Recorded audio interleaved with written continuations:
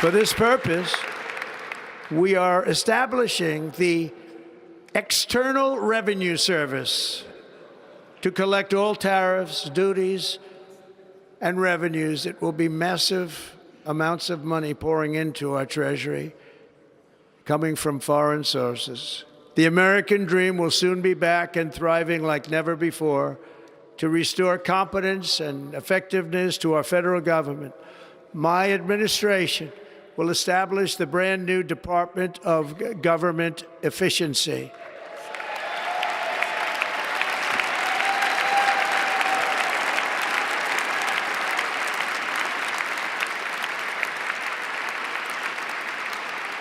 After years and years of illegal and unconstitutional federal efforts to restrict free expression, I will also sign an executive order to immediately stop all government censorship and bring back free speech to America.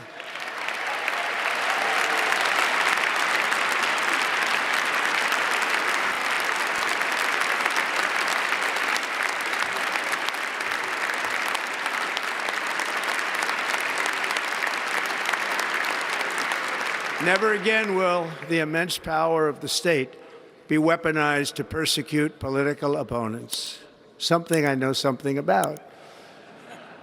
We will not allow that to happen. It will not happen again. Under my leadership, we will restore fair, equal, and impartial justice under the constitutional rule of law.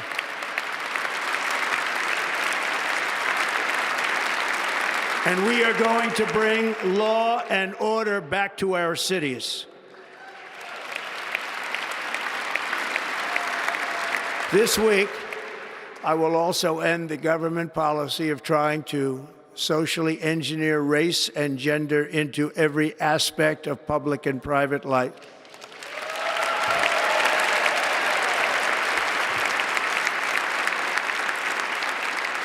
We will forge a society that is colorblind and merit-based.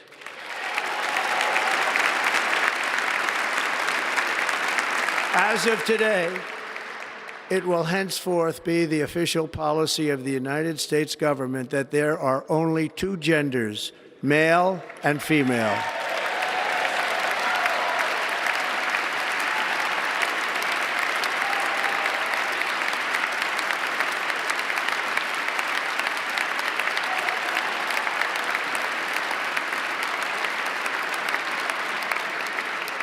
This week, I will reinstate any service members who were unjustly expelled from our military for objecting to the COVID vaccine mandate with full back pay.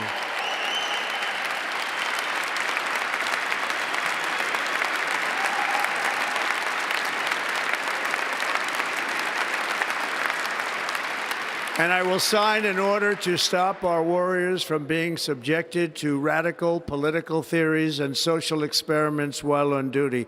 It's going to end immediately. Our armed forces will be freed to focus on their sole mission, defeating America's enemies.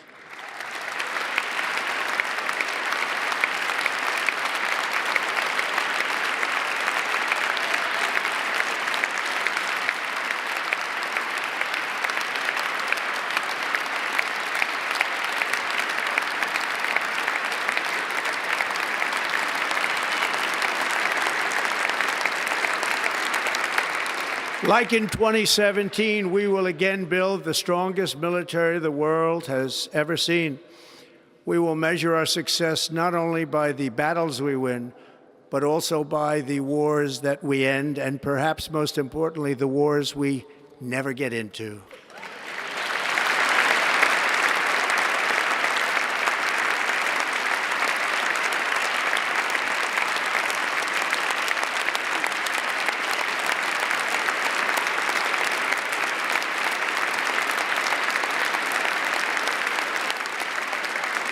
My proudest legacy will be that of a peacemaker and unifier. That's what I want to be, a peacemaker and a unifier. I'm pleased to say that as of yesterday, one day before I assumed office, The hostages in the Middle East are coming back home to their families.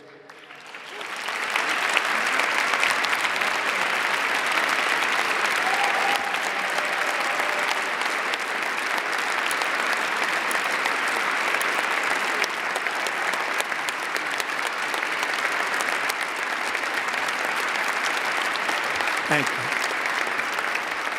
America will reclaim its rightful place as the greatest, most powerful, most respected nation on earth, inspiring the awe and admiration of the entire world. A short time from now, we are going to be changing the name of the Gulf of Mexico to the Gulf of America, and we will restore the name of a great president, William McKinley, to Mount McKinley, where it should be and where it belongs.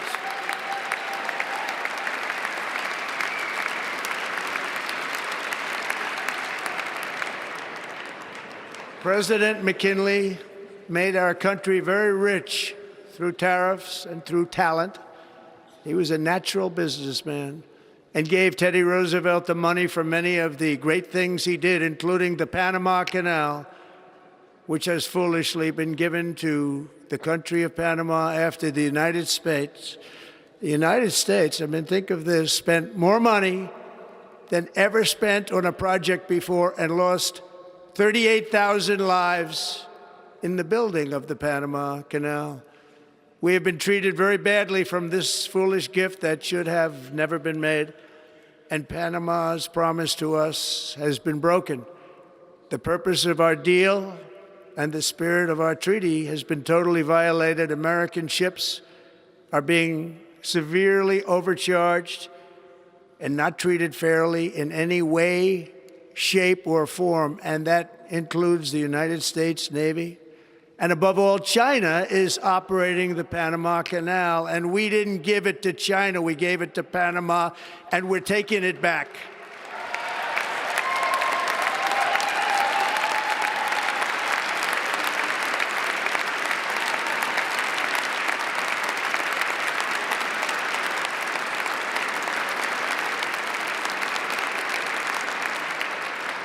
Above all, my message to Americans today is that it is time for us to once again act with courage, vigor, and the vitality of history's greatest civilization. So as we liberate our nation, we will lead it to new heights of victory and success. We will not be deterred. Together we will end the chronic disease epidemic and keep our children safe, healthy, and disease-free. The United States will once again consider itself a growing nation, one that increases our wealth, expands our territory, builds our cities, raises our expectations, and carries our flag into new and beautiful horizons. And we will pursue our manifest destiny into the stars, launching American astronauts to plant the stars and stripes on the planet Mars.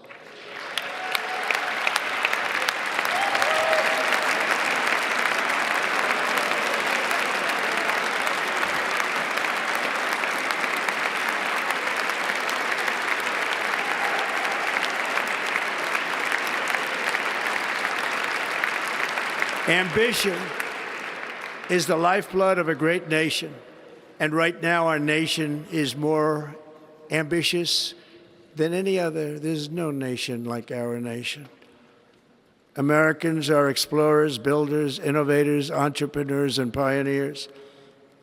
The spirit of the frontier is written into our hearts. The call of the next great adventure resounds from within our souls. Our American ancestors turned a small group of colonies on the edge of a vast continent into a mighty republic of the most extraordinary citizens on earth. No one comes close. Americans pushed thousands of miles through a rugged land of untamed wilderness. They crossed deserts, scaled mountains, braved untold dangers, won the Wild West, ended slavery, rescued millions from tyranny, lifted billions from poverty, harnessed electricity, split the atom, launched mankind into the heavens. and put the universe of human knowledge into the palm of the human hand. If we work together, there is nothing we cannot do and no dream we cannot achieve. Many people thought it was impossible for me to stage such a historic political comeback. But as you see today, here I am. The American people have spoken.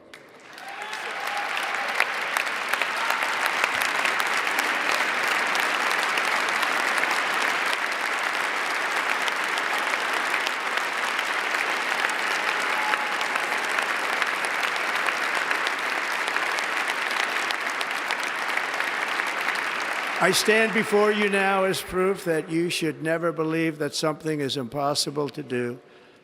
In America, the impossible is what we do best.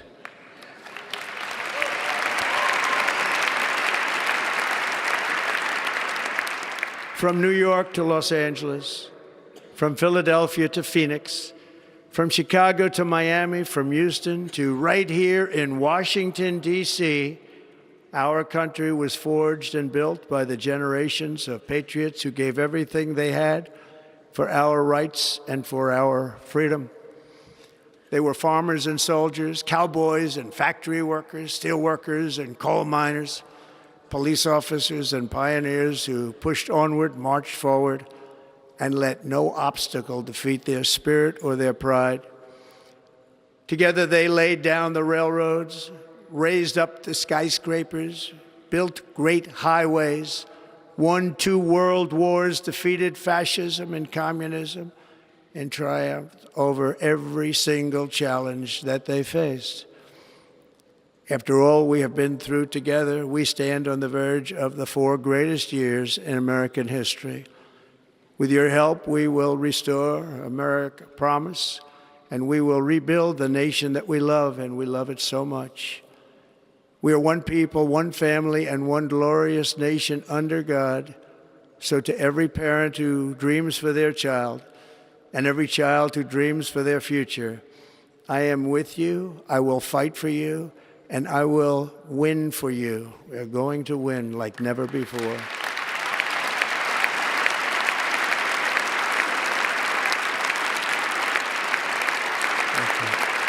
Thank you.